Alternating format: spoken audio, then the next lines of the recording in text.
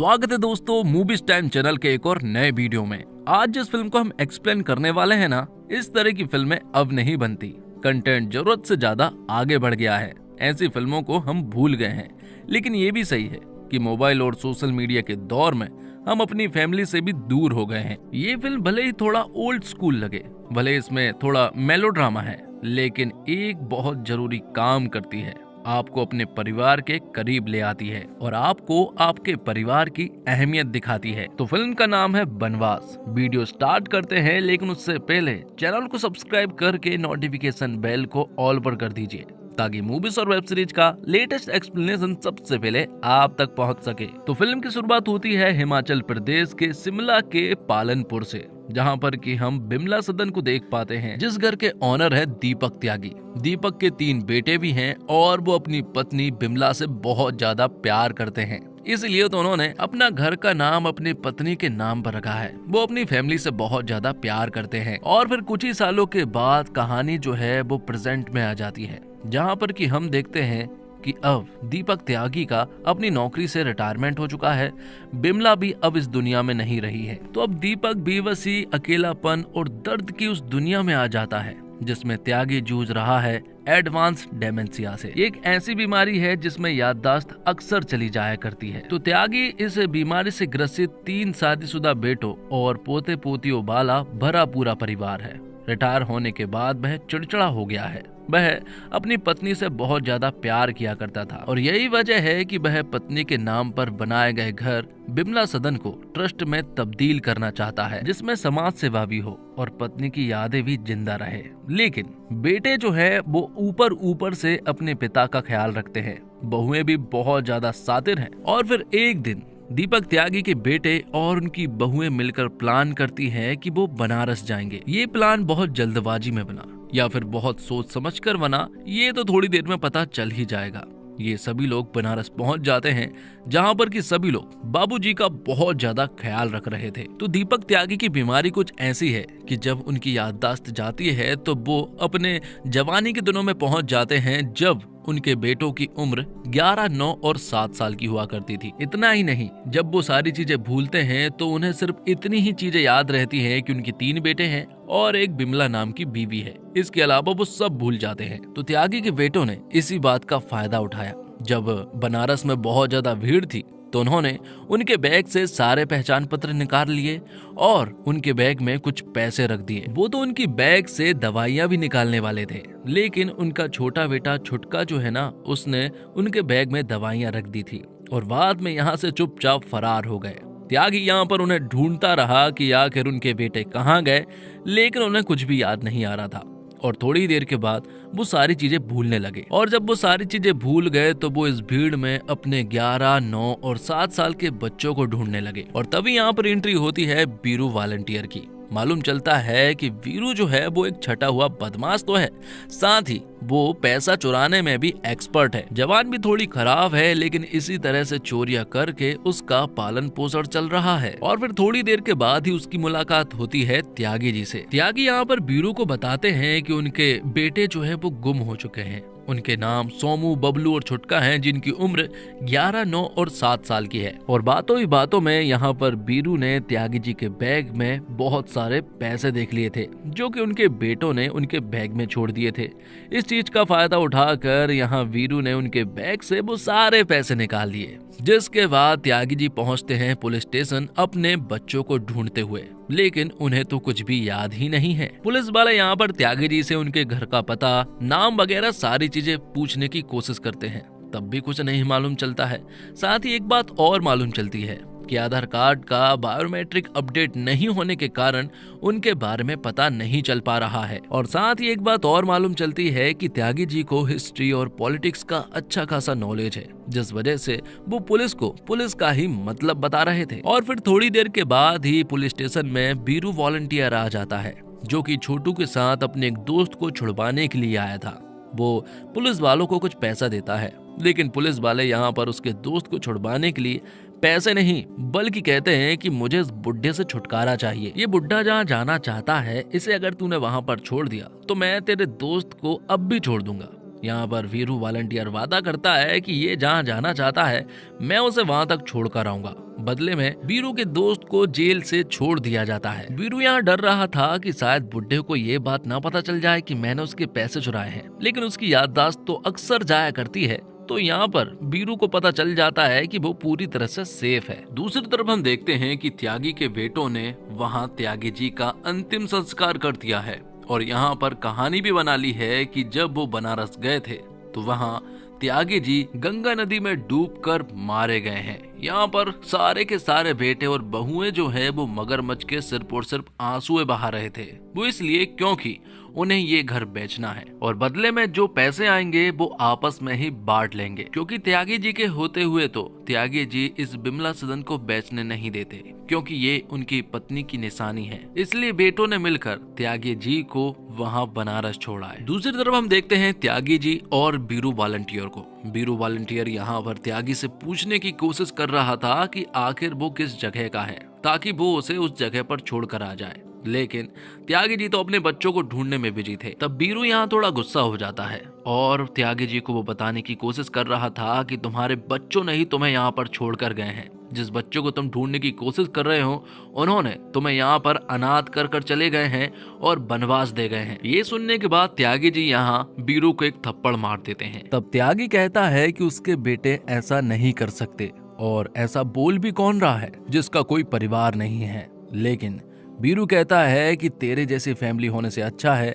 कि फैमिली ही ना हो। अच्छा हुआ कि मेरी फैमिली नहीं है। तो बीरू का दिमाग पूरी तरह से खराब हो चुका था, इसलिए वो यहाँ पर बहुत सारी शराब पी लेता है और वापस से आके त्यागी जी के पास ही आकर बैठ जाता है। वो उनसे बात करने लगता है, उन्हें भी शराब पिलाने लगता है और बाद में वो उन्हें अपनी प्रेमिका की कहानी बताने लगता है जिसका नाम बीना है। बीरू बीना से बहुत ज्यादा प्यार करता है, दोनों एक दूसरे से बहुत प्यार करते हैं। बीना भी अनाथ है, वो अपनी मौसी के साथ रहती है। बीना एक नाचने वाली होती है और वो जगह उसकी मौसी की ही होती है। मौसी को बीरू बिल्कुल भी पसंद नहीं है, इसलिए मौसी चाहती है कि किसी भी तरह से बस बीरू से छुटकारा मिल जाए। इसके लिए तो वो कितना भी पैसा मांग लो उतना पैसा देने के लिए भी रेडी है। एक बार तो बीरू को उन्होंने 2 लाख रुपए भी दे दिए थे कि वो वीना से अब पूरी तरह से दूर रहेगा। बीरू ने पैसे भी ले लिए थे, लेकिन अगले ही पल वो दोनों साथ में रहने लगे थे। अब बीरू त्यागी जी को भी उस जगह पर ले जाता है जहाँ पर कि डांस वगैरह चल रहा था।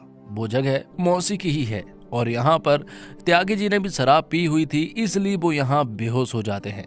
अगले दिन उन्हें डॉक्टर को दिखाया जाता है और डॉक्टर को ये बात तो मालूम चल जाती है कि उन्हें दिमागी प्रॉब्लम है और उनकी याददाश्त भी जा चुकी है। उन्हें डेमेंशिया भी है, इसलिए आसानी से उनकी याददाश्त वापस तो नहीं आ सकती है। इसलिए वो बहुत ज्यादा चिड़चिड़े भी हैं। यहाँ पर बीरू उन्हें संभालता है, वो उनसे कहता है कि मैं तुम्हें घर छोड़कर आऊंगा, क्योंकि त्यागी जी यहाँ पर बहुत ज्यादा उदास होकर और बहुत ज्यादा गिड़गिड़ा रहे थे कि उसे बस किसी भी हालत में घर जाना है।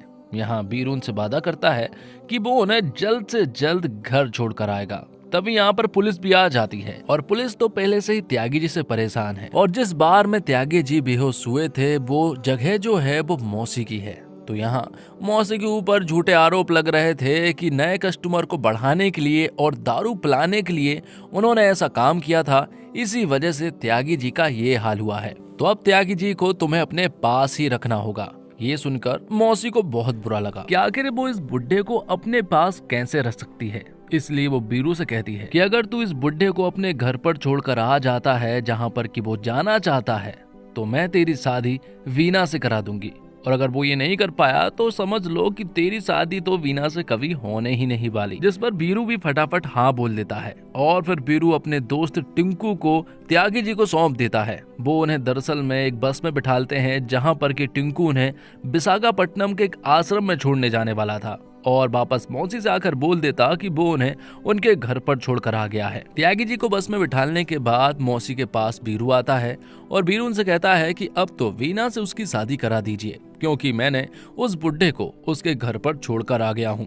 तभी यहाँ पर बीना आती है और वीना यहाँ बीरू से कहती है कि जितना बुरा तो त्यागी जी के बच्चों ने उनके साथ नहीं किया होगा, इतना बुरा तूने उनके साथ कर दिया है, क्योंकि टिंकू ने उन्हें किडनी रैकेट के पास छोड़ आया है और अब वो उनके शरीर से उनके अंग निकाल देंगे और किडनी समेत सारे ऑर्गन्स भी निकाल लेंगे। ये सुनने के बाद बीरू को बहुत ज्यादा बुरा लगता है वो तुरंत ही उस जगह पर पहुंचता है जहां पर कि बहुत सारे लोग यही काम करते हैं। वो यहाँ पर फाइट करता है और बहुत सारे लोगों को बचा भी लेता है। यहीं पर त्यागी जी भी मौजूद थे। कुछ देर बाद यहाँ पर पुलिस भी आ जाती है और मालूम चलता है कि बीरू ने बहुत सारे लोगों की जान बचाई है और 3 लोगों के सब में मिले हैं जिनके किडनी और सारे ऑर्गन्स निकाल लिए गए हैं। ये देखते हुए पुलिस यहाँ वीरू को 50,000 रुपए देती है और 1.5 लाख रुपए और भी देने वाले थे। बीरू को ये देखकर काफी अच्छा लगा, लेकिन वो तुरंत ही त्यागी जी के पास जाता है और अब वो उनसे वादा करता है कि चाहे कुछ भी हो जाए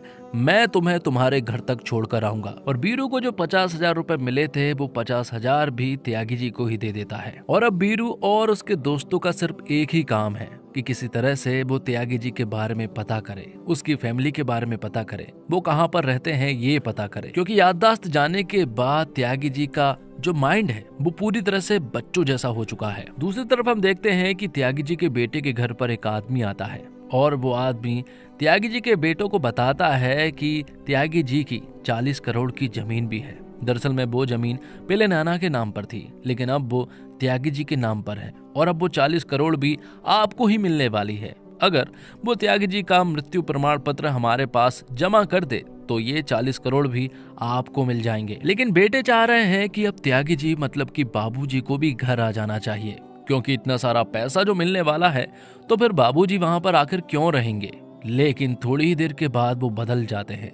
उनका अब मानना ये है कि अगर बाबूजी को हमने यहाँ पर लेकर आए तो लोग तरह तरह की बातें बनाएंगे कि हम लोगों ने बाबूजी को वहां पर अकेला छोड़कर आ गए और यहाँ पर आकर कहानियां बना दी। इससे अच्छा तो ये है कि हम एक डेथ सर्टिफिकेट बनवा लें और उसे जमा कर दे, क्योंकि बाबूजी तो यहाँ पर आने से रहे। दूसरी तरफ हम देखते हैं कि बीरू को त्यागी जी के बैग से एक डायरी मिलती है। उसमें कुछ कविताएं लिखी हुई थी और वो कविताएं बिमला जी को समर्पित थी, जो कि उनकी बीवी थी। जब बीरू 2 लाइनें पढ़ता है तो आगे की सारी लाइन जो है वो त्यागी जी बोलने लगते हैं और फिर यहाँ पर त्यागी जी को सारी कविताएं याद आ जाती है। वो सारी कविताएं दोहराने लगते हैं। त्यागी जी बता रहे थे कि वो किस तरह से बिमला जी के साथ वहां घूमते थे, वनीला आइसक्रीम खाया करते थे और उन्होंने मनाली में बहुत एंजॉय किया। मतलब कि ये सुनकर तो उन्हें मालूम चल गया था कि अब उन्हें मनाली जाना पड़ेगा, क्योंकि त्यागी जी मनाली के हैं। तो बीरू त्यागी जी और बाकी साथियों को लेकर मनाली पहुंच जाता है। लेकिन तभी त्यागी जी के बेटे यहाँ बाबूजी को देख लेते हैं, लेकिन यहाँ पर त्यागी जी के बेटे उन्हें अनदेखा कर देते हैं। वो इसलिए क्योंकि अब उन्होंने डेथ सर्टिफिकेट बनवा लिया था और अब अगर उन्होंने त्यागी जी को घर लेकर गए तो लोग तरह तरह की बातें बनाएंगे। तो मनाली पहुंचने के बाद त्यागी जी को कुछ चीजें याद तो आ रही थी, लेकिन वो बीरू और उसके लोगों को कुछ बता नहीं पा रहे थे। उन्हें बस बिमला और अपनी यादें आ रही थी कि वो किस जगह पर घूमा करते थे।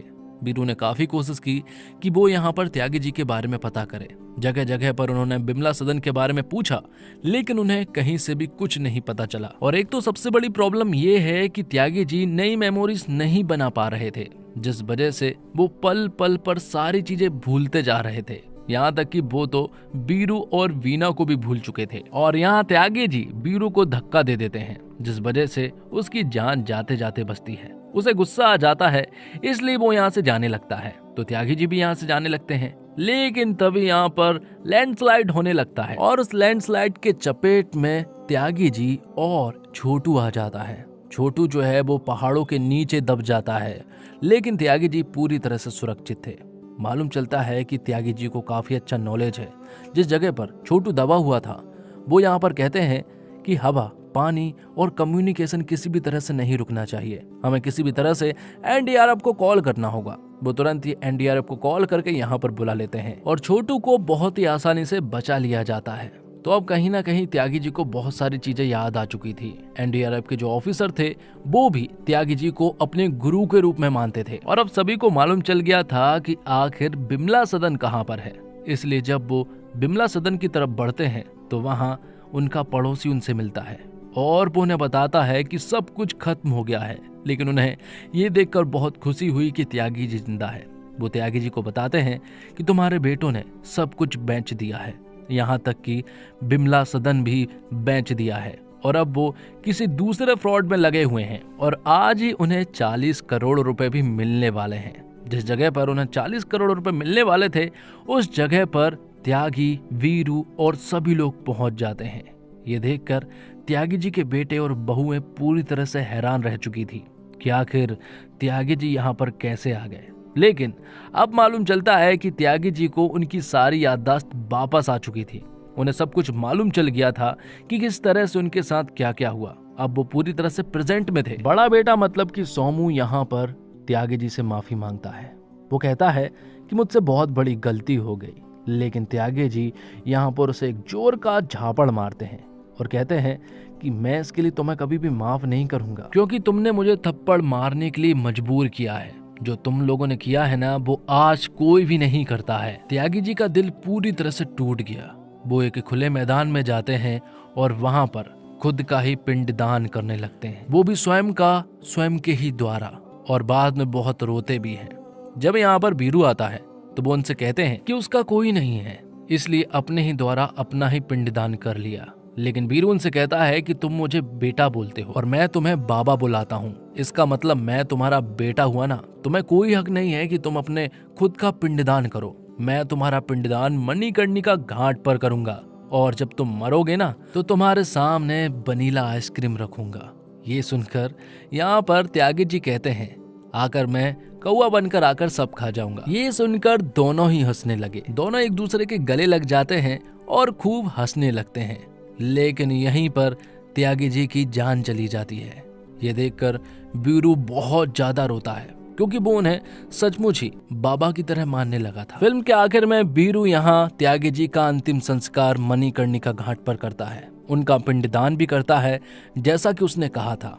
और आखिर में वीरू उनसे ये भी कहता है कि तुम्हें किसी भी हालत में बिमला सदन चाहिए था, तो ये समझ लीजिए कि मेरे ऊपर पितृ ऋण है।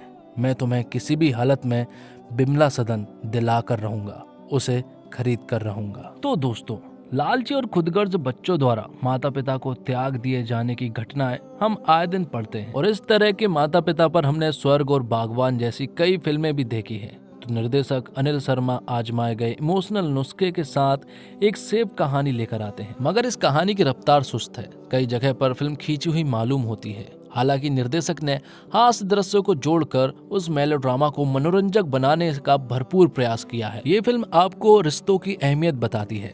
थोड़ी लंबी है, थोड़ा ड्रामा ज्यादा दिखाया है, लेकिन फिर भी ये आपको काफी कुछ महसूस कर जाती है। नाना पाटेकर स्क्रीन पर जादू कर देते हैं और आप उस जादू में खोकर इस फिल्म की कमियों को नजरअंदाज कर देते हैं। ये फिल्म आज के दौर की नहीं लगती।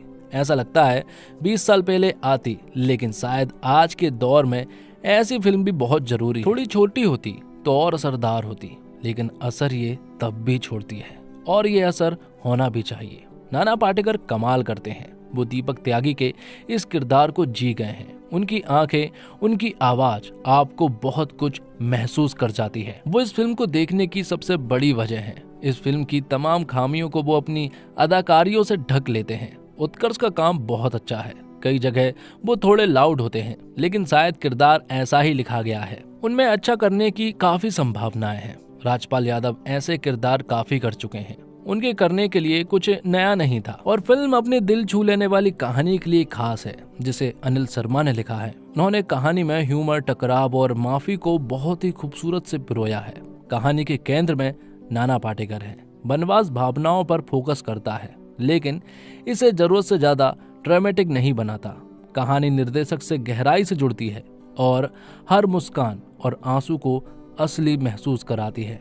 अनिल शर्मा का डायरेक्शन इन पलों में जान डाल देता है, जिससे फिल्म की शुरुआत आखिर तक अपने साथ बांधे रखती है। और अगर एक्टिंग की बात की जाए तो नाना पाटेकर के आगे सबकी एक्टिंग कमजोर पड़ जाती है।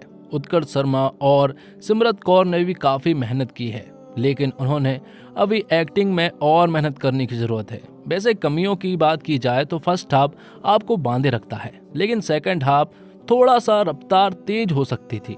वही फिल्म में डायलॉग डिलीवरी पर भी और काम किया जा सकता था। वैसे फिल्म की सिनेमेटोग्राफी पारिवारिक माहौल को खूबसूरती से दिखाती है, जो फिल्म की निजी भावना को और बढ़ाती है। बैकग्राउंड म्यूजिक फिल्म के भावनात्मक उतार चढ़ाव से पूरी तरह से मेल खाता है, जो अनुभव को और भी गहरा बनाता है। गदर 2 के बाद अनिल शर्मा ने एक बार फिर मिथुन शर्मा को संगीत की जिम्मेदारी दी, लेकिन फिल्म के गाने आपको थोड़ा निराश जरूर करेंगे। मैं ये कहना चाहता हूँ कि बनवास सिर्फ एक फिल्म नहीं है, यह हमारे जिंदगी का आईना है जो हमें मानवीय रिश्तों की नाजुकता और मजबूती दिखाता है। इसी के साथ ये वीडियो यहीं पर समाप्त होता है। तो दोस्तों, उम्मीद करता हूँ आपको वीडियो पसंद आई होगी। वीडियो पसंद आई हो तो वीडियो को लाइक करके चैनल को सब्सक्राइब जरूर कीजिएगा, ताकि आपको इसी तरह के लेटेस्ट और फ्रेश कंटेंट मिलते रहे। मिलते हैं एक और कमाल की वीडियो के साथ, तब तक के लिए आप हमारे चैनल के साथ बने रहिए। धन्यवाद। जय हिंद, जय भारत, जय श्री राम।